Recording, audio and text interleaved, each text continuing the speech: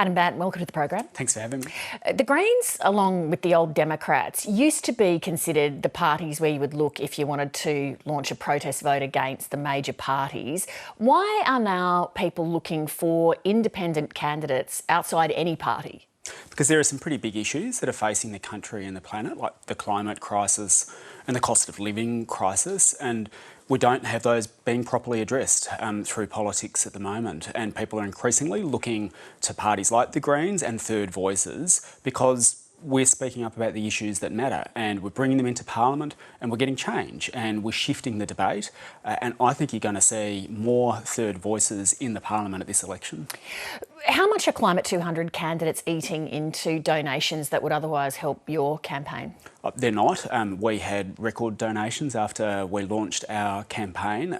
We're doing very, very well. Look, I welcome the entrance of the Climate Independents into the democratic race. The more voices that are pointing out Liberal and Labor's poor record on climate, the better. But we're actually not really in competition with the Climate Independents in any seats, really. The seat of Kooyong is probably the only seat where it could be a Climate Independent or the Greens that unseats the Treasurer. But we're running a really strong race in the Senate, which of course they're not, and in other seats around the country, in inner city Brisbane and inner city Melbourne and in the northern rivers of New South Wales. We're running strong campaigns, and we're the leading third party voices there. And will you work with, say, in the seat of Kooyong, will you work with the Climate 200 Independent with the goal of unseating the Treasurer? You know, is that your goal, to unseat him rather than win that seat yourself? Well, we really want to win the seat, and of course it is at the moment actually a Greens Liberal seat, and the Treasurer had to spend an enormous amount of money in that seat to hold it from the Greens last time. So we think we're in with a really strong position of taking the seat.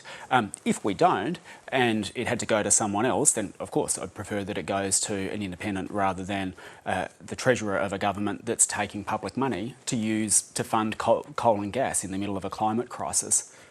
Can I ask, if you ended up in a position with the Greens where you held the balance of power in the Senate, are there any particular bargaining points you would have that are non-negotiable? Like, say, for example, you just mentioned coal. Would there be things that you would insist on that you would think that is our absolute, stake in the ground? Well, there are some things that we will put on the table and push very, very hard. That's to tackle the climate crisis by stopping opening new coal and gas mines. Now, you can't put the fire out while you're pouring petrol on it. But Liberal and Labor want to open 114 new coal and gas mines, right? That is a climate crime. So we're going to push very hard to say stop opening new coal and gas mines. But we also want to tackle the cost of living. And so our priorities there would be to get dental and mental health into Medicare, to wipe student debt, and to fix the housing affordability crisis. They're the things that we'll be putting on the table. Our approach in the Senate would be to improve rather than block, and we think that history shows that we've got a very good record of doing that and achieving change. But that's what we're going to put on, because I think they're the issues that matter to a lot of people, and they're not being raised, certainly not being raised in the election debate so far. I'll come to dental in a second, but given that the Greens would not win enough seats in the election to govern in their own right, I know you haven't sorted out preferences yet, but don't people who intend to vote Green need to have a sense of, where their vote is ultimately going to be going? Well, people will have a how to vote card that we'll be handing out on the polling day, and they can choose to follow that or not. And I think one of the things that's worth reminding people about is that parties don't actually allocate preferences, people do. And we always go to great lengths to remind people that you can decide how to allocate your own preferences. But look, we've been pretty clear that one of the things that we've got to do this election is kick this terrible government out. This government does not deserve another term. They've made the climate crisis worse. They've plunged people into poverty. House prices have gone up. We need a change of government. You can expect that our how to vote cards, when they're issued, will reflect that. But ultimately, on preferences, people need to know the power's in their own hands. The Greens are proposing a billionaires tax where people earning huge incomes would face an extra 6% tax. But many of those 131 people would already be some of the country's biggest donors to charities, some of the biggest philanthropic givers.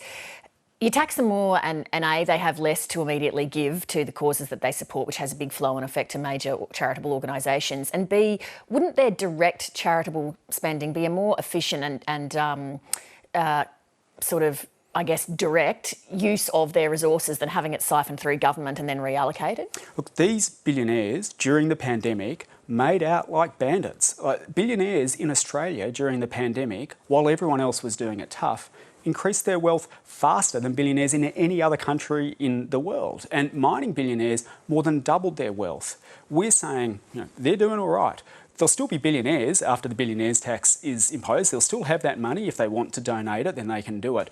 But by putting a 6% tax on their wealth over $1 billion, we generate money that you can use to fund things like getting dental into Medicare. So they will still have a lot of money, but it's about them paying their fair share of tax. And as far as the corporations are concerned, we have a situation in Australia where 1 in 3 of the biggest corporations pays no tax. Now, when a nurse pays more tax than a multinational, something is wrong. You mentioned donations. A lot of the donations that these big corporations and billionaires make are to the Liberal and Labor parties, and that's why we've got a tax system that lets them off the hook and asks everyone else to pay the burden. Adam Bandt, thank you very much. Thanks. Hi, I'm Lee Sales. Thanks for watching this story. If you'd like to watch more of 730's stories, they are on the left of your screen. And tap on the button below to subscribe and get the latest from ABC News.